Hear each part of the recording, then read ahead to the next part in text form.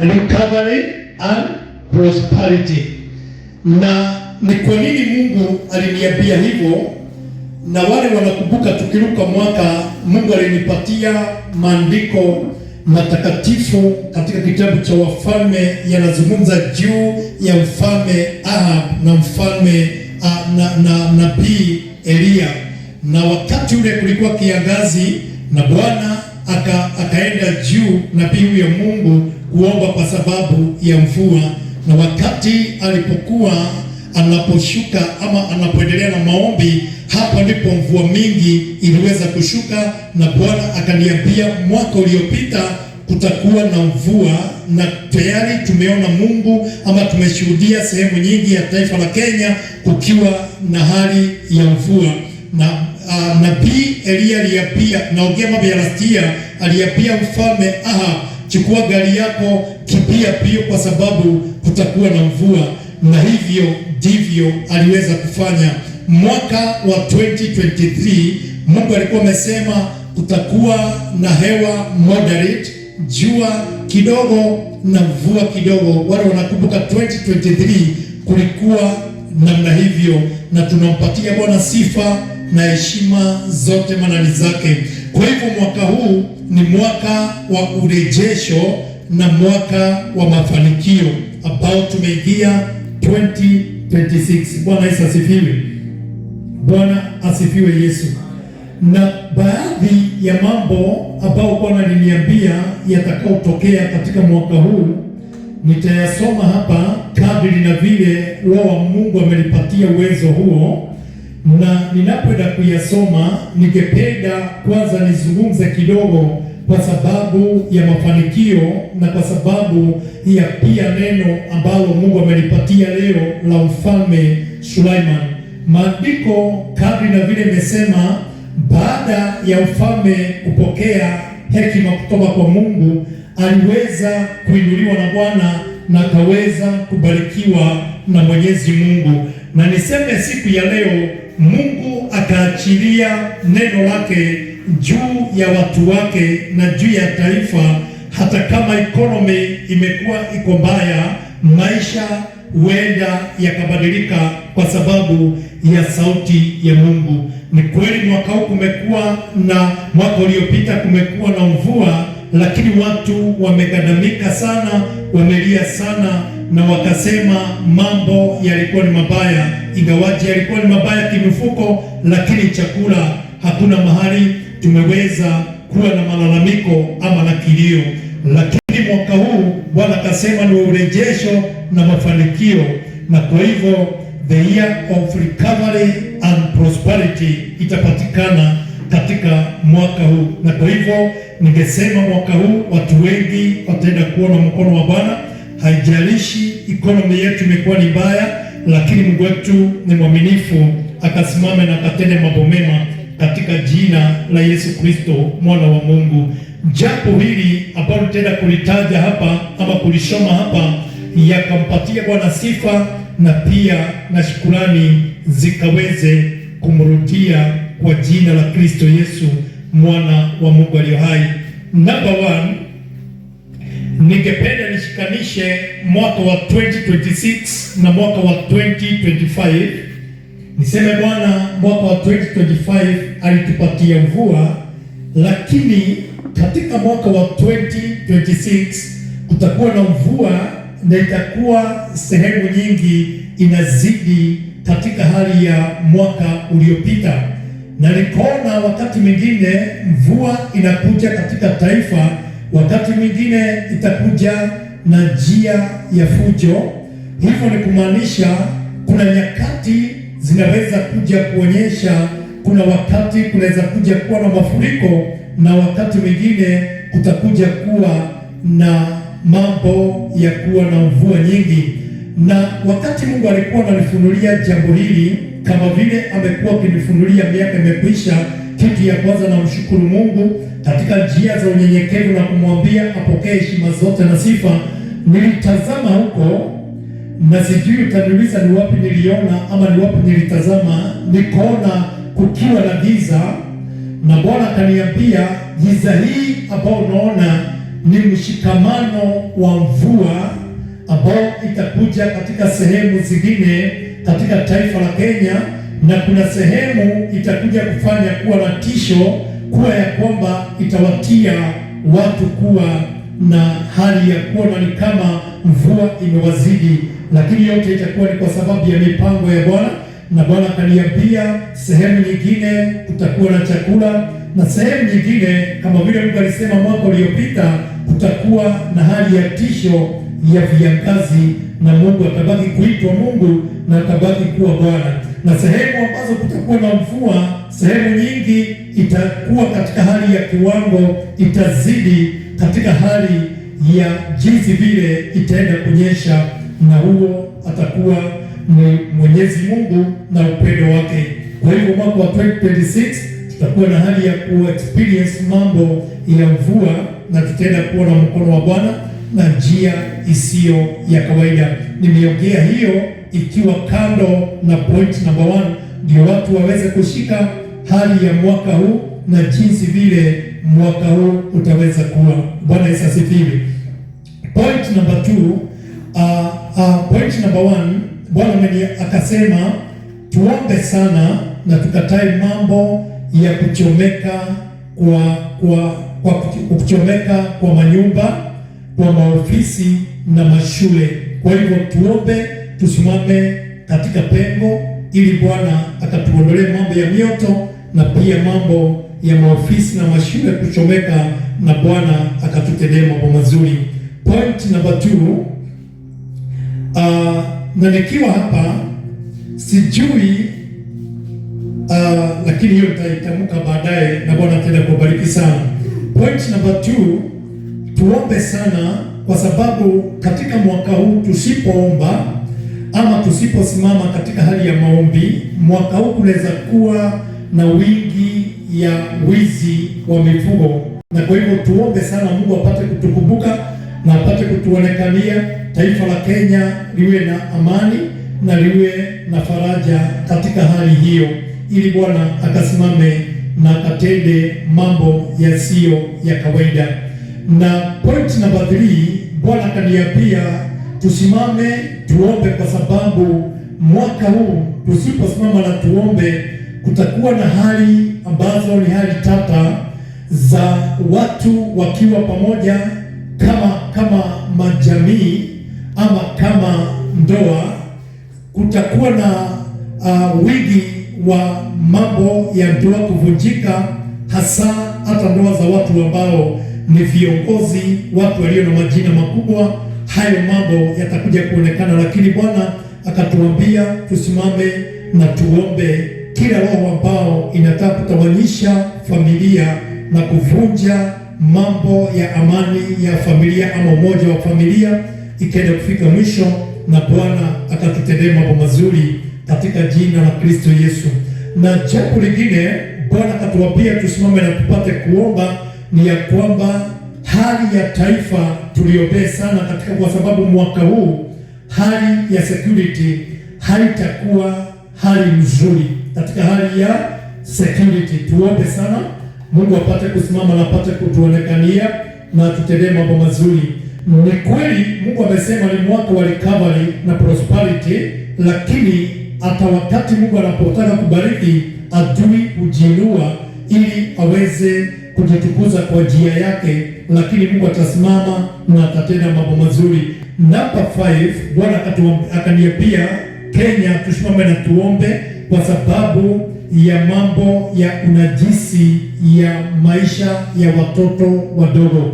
Cases zitakuwa zimepanda juu, na kwa hivyo tukatae, tuwapie Bwana hiyo mambo ya kuharibu watoto wetu wakiwa wachanga katika hali ya kuwatumia na njia mbaya. Tuwapie Bwana asimame na apate kututendea mambo mema katika jina la Kristo Yesu. Ungekuwa na kalamu, ungekuwa naandika, na ndiposa mwaka tunapoenda kuelekea wa 2027 tunapoangazia yale ambayo tuliweza kuyasoma kupitia kwa msaada wa Roho Mtakatifu yakaweza kutusaidia na Bwana akaweza kututendea mambo mema.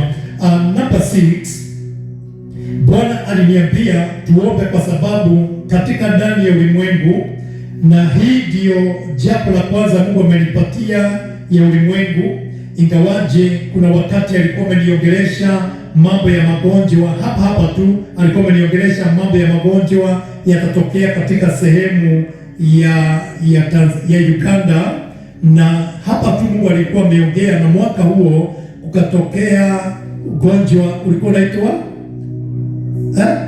si Ebola, kuna ugonjwa ulitokea sehemu ya Uganda, tuliita nini?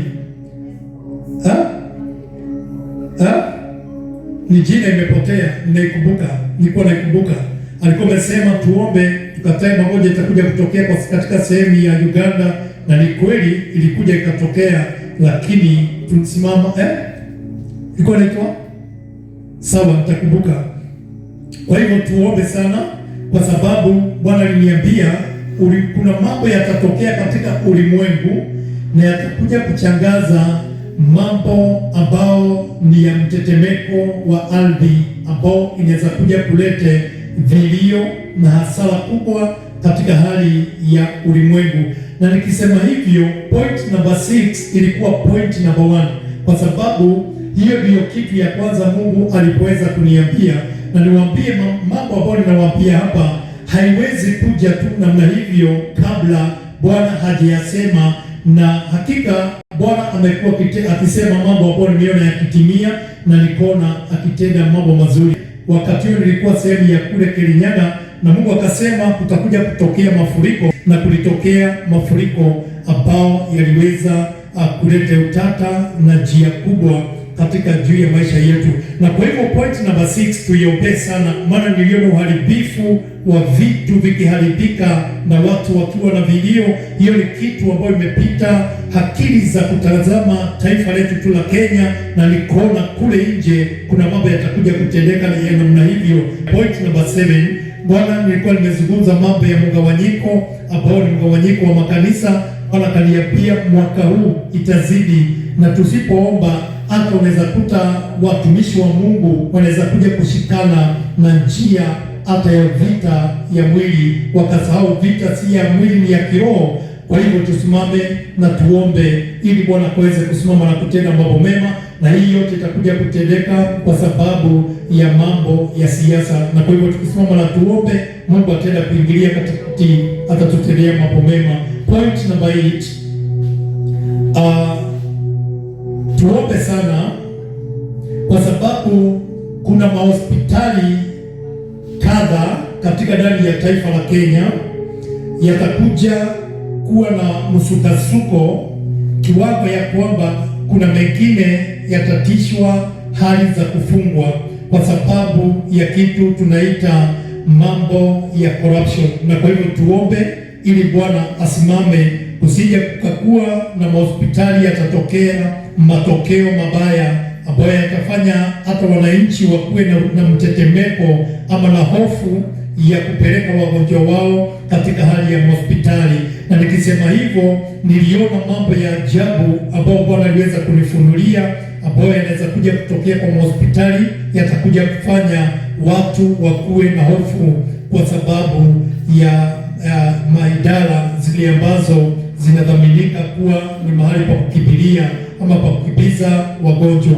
Kwa hivyo tuombe sana Mungu apate kuingilia katikati na katende mambo mema. Ninaongea haya yote ndio tujue hata kama ni mwaka wa recovery na prosperity, kuna sehemu yetu ya kusimama na kuomba ili Bwana akatende mambo mema na akatende mambo yasiyo ya kawaida. Point number 9. Bwana aliniambia tusimame na tuombe na tufunge njia za mauti kwa sababu ya viongozi wetu ambao wanatuongoza katika taifa la Kenya, kwa maana kumekuwa na mambo hayo katika mwaka umekwisha, na Bwana kaniambia mwaka ambao tumeingia hayatakuwa yamedidimia, yataendelea. Na kwa hivyo tusimame na tuombe. Hatujui Mungu akuniambia ni akina nani, lakini Bwana kaniambia watu ambao nitajika katika mwaka huu, tusiposimama na tuombe tunaweza kuwa na nafasi ama na hali ya kuendelea kufanya kazi ya kuzika viongozi wetu. Na kwa hivyo tusimame katika jina la Yesu, usitoroke, ni baruni zinapasuka. na ni vizuri zipasuke. Kama kuna maroho ilikuwa imetulemelea mwaka uliokwisha, yakaweze kufika mwisho na Bwana akatutendee mambo mema. Kwa hivyo tukatae mambo ya mauti katika viongozi wetu, na Bwana akasimame na akatende mambo si ya kawaida, atakatukumbuke na tutendee mambo si ya kawaida katika ndani ya taifa la Kenya katika jina la Yesu. Point number 10, Bwana kaniambia tuombe sana, na mimi na wewe tuna jukumu ya kusimama katika pengo tuombe, kwa sababu Bwana aliniambia mwaka huu wa prosperity na recovery tufunge njia zote za magonjwa ya kansa, maana inaweza kuja kutokea ni kama mlipuko. Watu kila kona wanalia kansa, wanalia kansa, wanalia kansa. Kwa hivyo waombaji ama intercessors wasimame na waombe kwa sababu ya magonjwa haya ya kansa. Bwana aweze kutukomboa katika mitego na katika shimo hii ambao imefunguliwa ikaweze kugandamiza mafamilia wengi katika jina la Kristo Yesu. Tusimame tukatae, Bwana asimame na atende mambo yasiyo ya kawaida.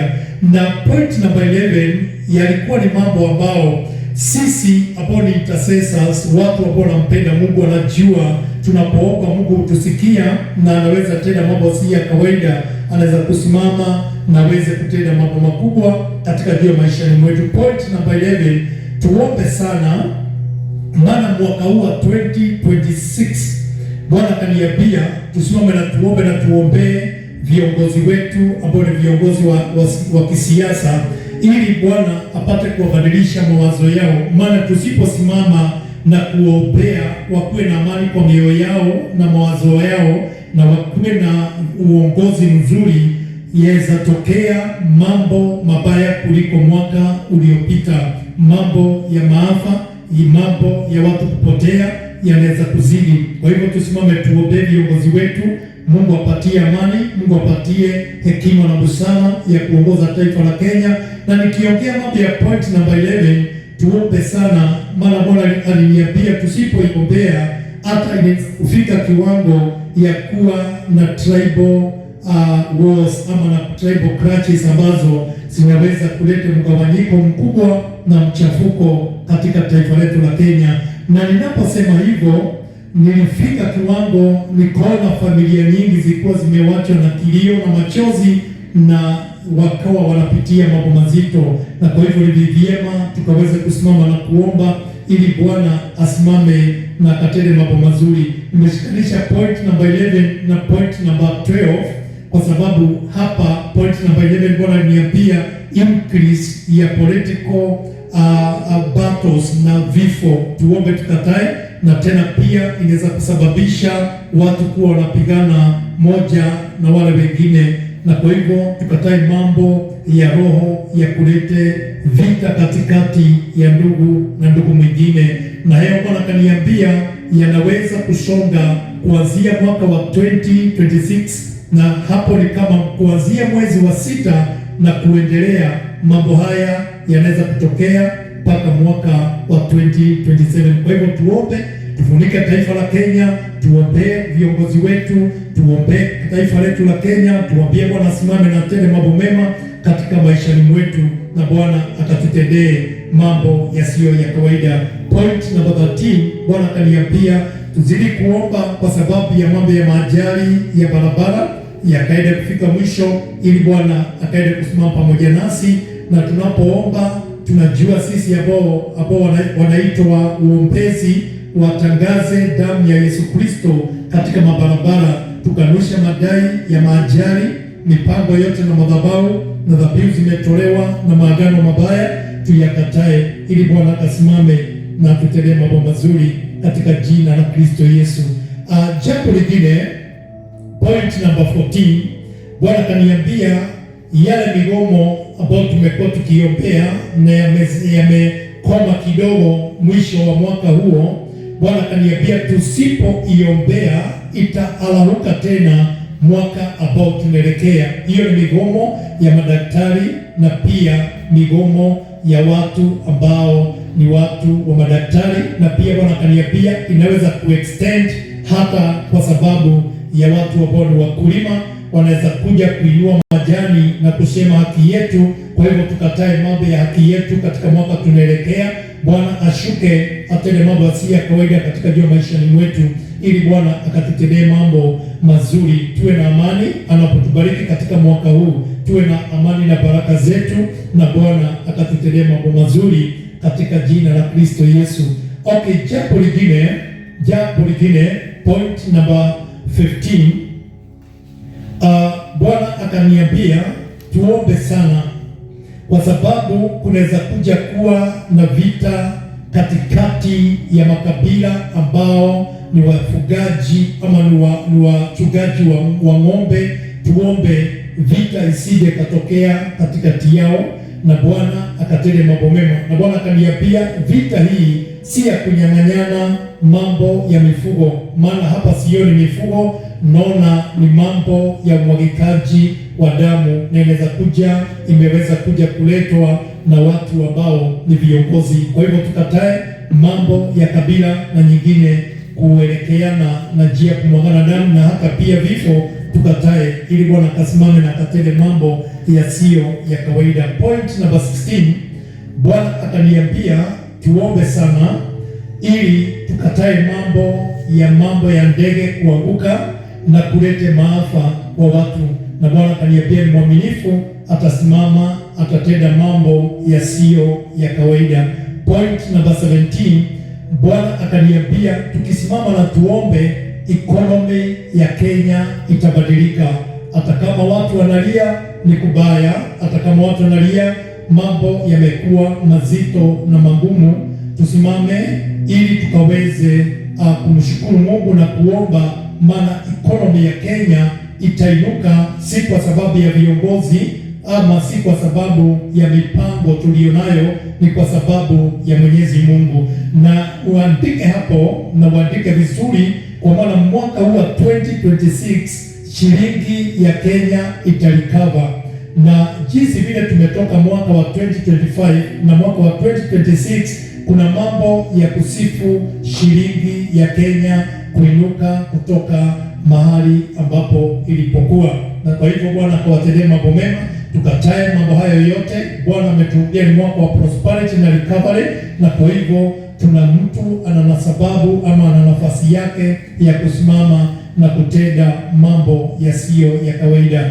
Na bila kuendelea sana, hayo tu ndio Bwana ameweza kunipatia, na nikasema wakati naposikiliza Mungu, haya mambo huja ninayaandika kama ni kitabu ninaandika, na nimekuja kuona Mungu na njia isiyo ya kawaida. Kwa hivyo tushukuru Mungu na tuwapie Bwana katika mwaka wa prosperity na recovery atupatie mvua isiyo ya vitisho ama isiyo karibia mambo ya mafuriko, na Bwana akatutendee mambo mema.